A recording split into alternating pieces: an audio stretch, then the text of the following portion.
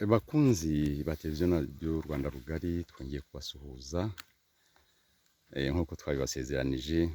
Murabizi neza ko hari abantu twahagurukiye kunyomoza ibyo babeshya biyita abanyepolitiki baba hanze y'igihugu, birirwa batukana, birirwa batuka igihugu. Ntatinze rero ahangaha duhagaze, uyu mubyeyi turi kumwe agiye kubibwira. Gusa icyo nababwira ni uko aha turi ni ku ivuko rya Padiri Fortunatus Rudakemwa.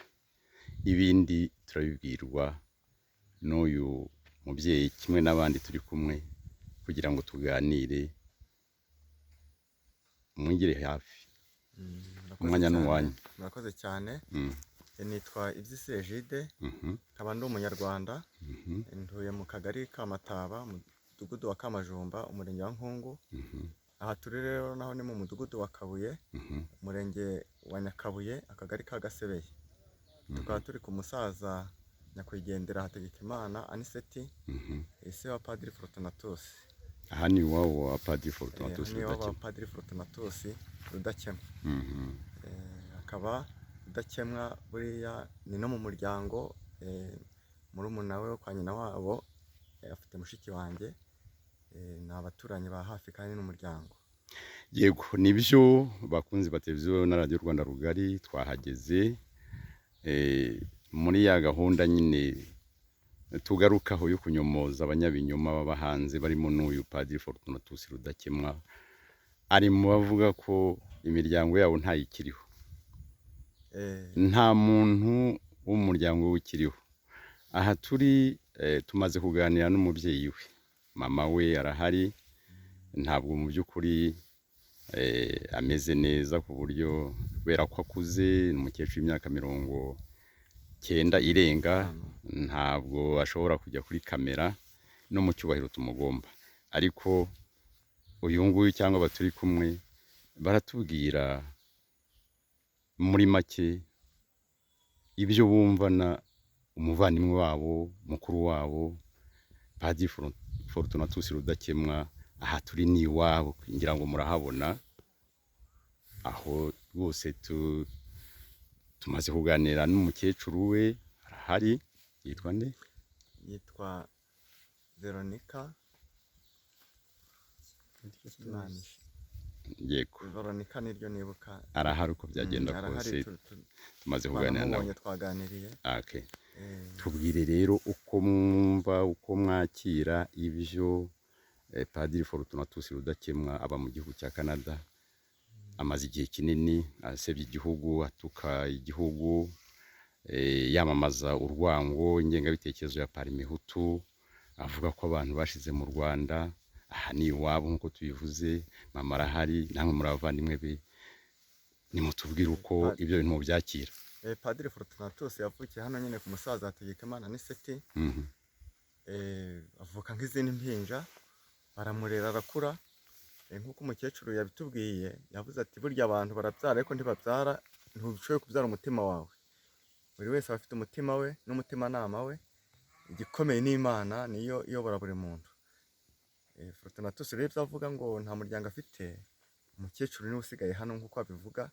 Abandi bana babaga za Gitarama, za Kigali, ariko ko nabo bagiye kera, nta makuru afatika dufite nimba bari mu Rwanda cyangwa nimba bari hanze. Ariko umukecuru arahari, ageze mu zabukuru. Mwabonye nyine ko atabasha no gukandagira neza. Ni umukecuru w'umunyamasengesho n'umusaza bakuze, ari abantu b'imboni bayoboye, ari bo banyamasengesho basenyeraga n'abantu bagakira hano muri uyu muryango. Mwatubwiye ko umusaza nahangaha mwatubwiye ashyinguye Aniseti. Ngira ngo abantu barabibona, iri ni ishyamba rye. Ni umusaza wari ukomeye mu by'ukuri. Fortunatus ntabwo avuka ahantu haciriritse, ni ahantu hakomeye, kuva kera hari hakomeye. Nibo bantu bari abajyanama ba komine Nyakabuye. Umusaza ari umusaza w'umwarimu rwose, nawe yatureze neza. N'umukecuru kugeza n'ubu, kandi mwabonye ko yakira abashyitsi neza nubwo ashaje. Nta mutima mubi umukecuru yigeze, n'umusaza ntawo. Ibyo Padiri rero Fortunatus avuga bitagenda neza mu gihugu nuko atakirimo. ariko nkatwe tukirimo twebwe tubona gitemba amata n'ubuki. Nkanjye ubwanjye ndi umwubatsi, leta nta n'amashuri menshi nize ariko bangirira icyizere bakampa akazi, nkabasha gutunga umuryango muri ya mafaranga napatanye.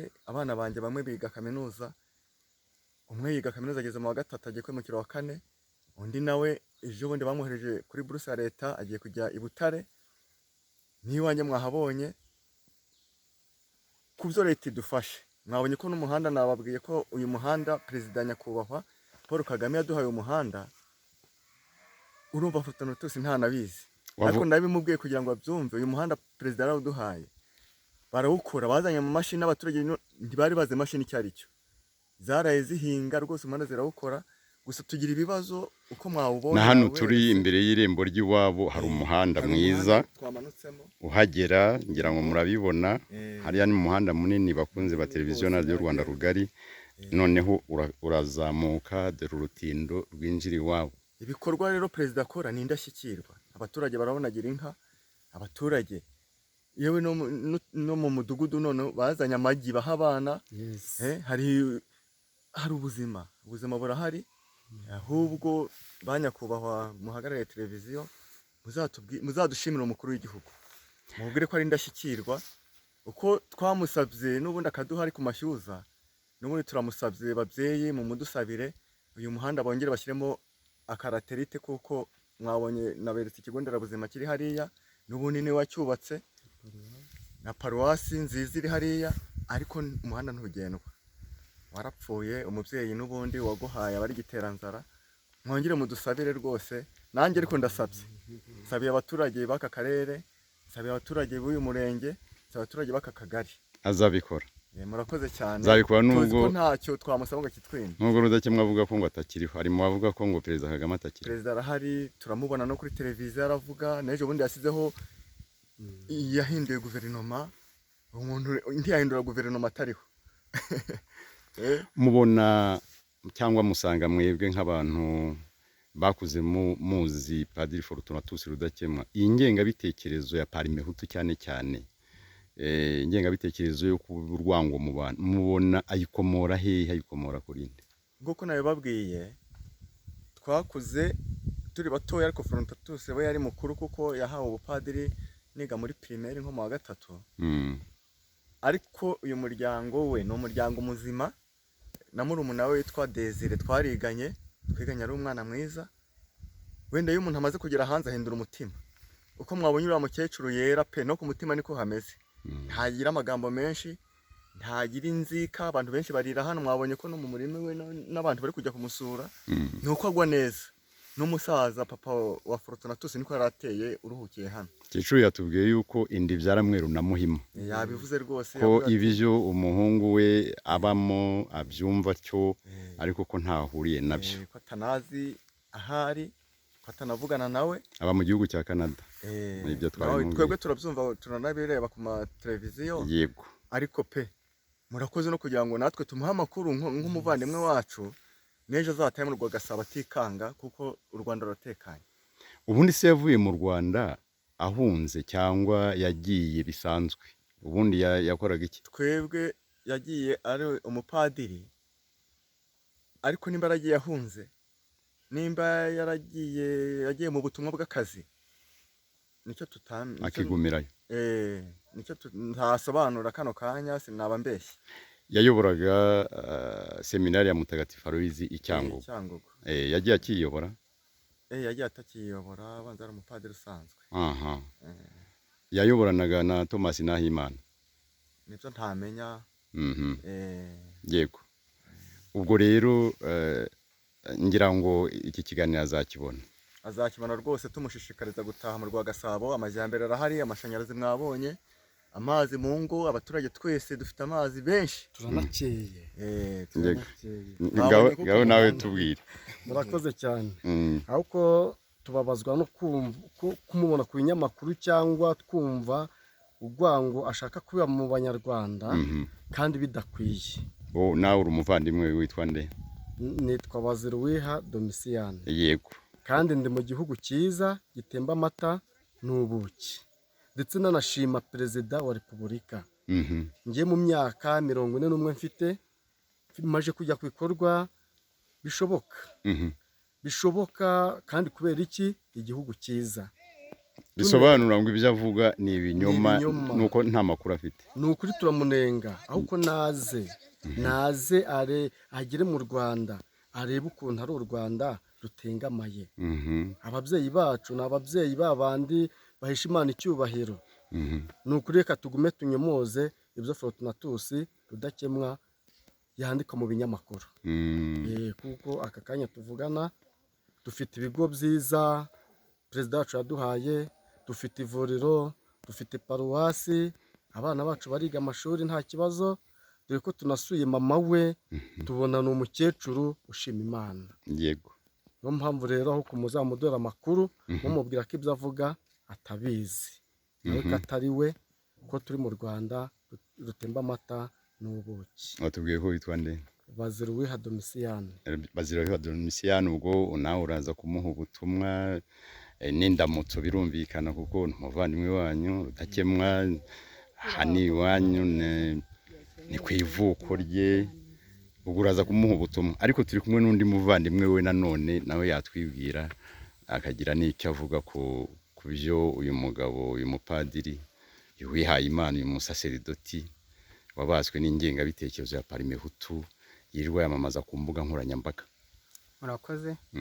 Nanjye nitwa Thomas Ayobahorana, ndi umuturanyi w'umuryango wa Padiri Fortunatus Rudakemwa. Yego.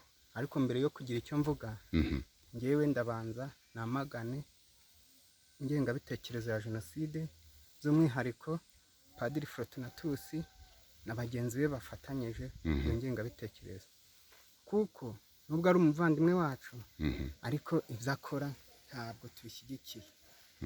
Murabyumva, murabikurikira, turabyumva, ariko ni amafuti ngengabitekerezo afite mu muryango we ntawuyifite, ahubwo twe tubona yarayivomye mu mahanga, abazungu biriranwa niho bamushyiramo iyo ngengabitekerezo, kuko ni kwa kundi bavuga ngo uburere buruta ubuvuke.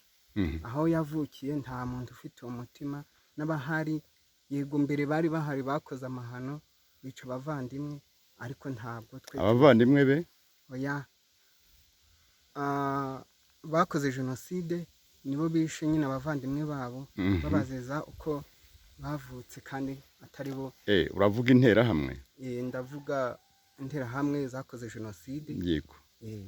Afite ingengabitekerezo nk'izabo, ashaka kugarura amacakubiri, kandi pe aho dutuye muri aka gace ka Bukunzi turatekanye, dufite umutekano, ndetse by'umwihariko reka namubwire icyo umukecuru mama we afite kuruta ibindi ni umutekano. Rero ntabwo igihugu cyaba gifite ibibazo ngo umubyeyi we aba afite umutekano. Nshimira ubuyobozi, nshimira perezida wa repubulika, kandi namusaba kutumva amabwire y'abo bantu bari hanze bashaka kudusebya, cyane cyane twe dutuye muri aka gace. Iterambere turarifite, twageze kuri byinshi, ariko turacyakeneye n'ibindi. Twebwe twitandukanyije na Padiri Fortunatus, ibyo avuga ntabwo tumushyigikiye, turamwamaganye, tuzamuye ikiganza hejuru, ntabwo twifatanyije nawe. Turasaba umubyeyi w'igihugu nyakubahwa perezida wa repubulika kuzadufasha akadukorera umuhanda. Nta kibazo, nicyo tubuze, ibindi byose turabifite. ngaho ni mu mugenera ubutumwa rero uyu muvandimwe wanyu, mukuru wanyu, umuturanyi wanyu. Umuvandimwe wacu rwose nk'uko nabibabwiye, nashyira umutima hamwe, yumve ko urwa Gasabo uko yarusize n'ubundi rwariyubatse, imiturirwa i Kamembe, imiturirwa i Kigali, imiturirwa iburasirazuba, amajyepfo, iri kuzamuka, ahubwo naza dufashe twubake n'ibindi. Umusaza perezida wacu Paul Kagame, ahubwo umuntu anakuvuze burya ntukore, nakomeza akorera igihugu, kuko ejo azakivamo nawe hajyeho undi, ariko azasanga yarubatse nk'umugabo. Tumushima ubutwari agira, naho umusebya we amushyire ku ruhande, amwima amatwi, wakore nk'umugabo, kuko ari mu rugo rwe. Ubu mumubonye padiri, tuvuye ko ageze ahangaha, Padiri Fortunatus, cyangwa akabona uburyo bwo kuvugana nawe kuri telefone mwamubwira iki? twe twamubwira ko ibyo avuga u Rwanda ataruherutse, aho ruherukiye ni cyagiye wenda cya jenoside abantu bari kumarana bica bene wabo nta nicyo babaziza, ariko nyuma yaho abantu bunze ubumwe, abantu barashyingirana. Nawe yari ahari ariko yari ahari kuko yavuye mu Rwanda mu 2005. yagiye nyuma, ariko uko yahasize u Rwanda rwagiye rwiteza imbere rwariyubatse nk'uko mwabibonye, mwabonye amazu meza ari mu mataba, mwabonye isoko.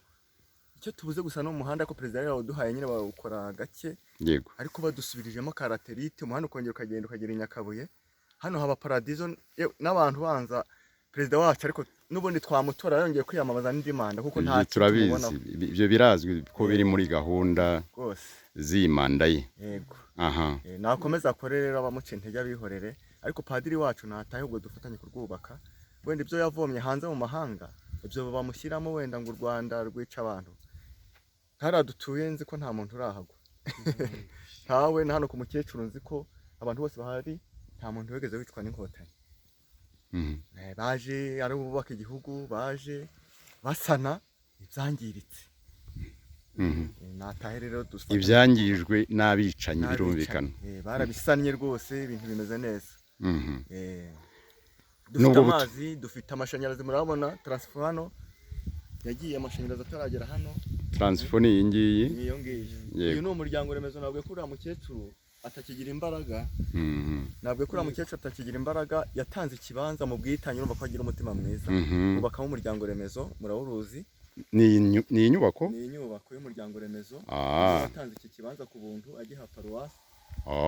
Ni umukecuru w'umutima mwiza nk'uko nabibabwiye, n'umusaza nyakwigendera ko yari ameze. Ibyo yavomye yabivomye hanze, padiri wacu natahe ahubwo azaduha penitensi, ariko nawe abanze yeze umutima.